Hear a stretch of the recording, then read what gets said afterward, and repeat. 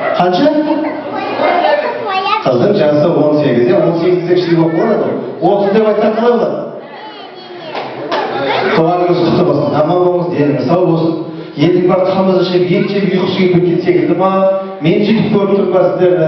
Ендеше той құтты болсын, анау төрде отырған аналарымызды, апаларымызды көріп жатырмыз. Сол кісілер секілді үлкен ақшамалықты ана болыңыз.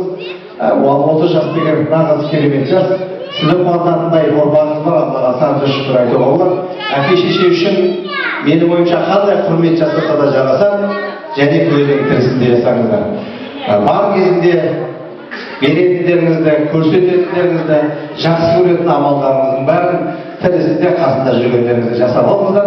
Сондықтан осыны түсінген, осыны білген ұлдар қыздардан алып кетуге болады. Ендеше тойымыз құтты болсын.